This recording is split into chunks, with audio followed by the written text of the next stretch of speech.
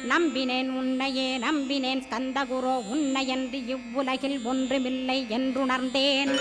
நன்கறிந்து கொண்டேன் நானும் உனதருளால் விட்டிட மாட்டேன் கந்தா வீடதருள் வீரே. நடுநற்றித்தானத்து நானுனை தியானிப்பேன் பிரம்ம மந்திரத்தை போதித்து வந்திடுவாய்.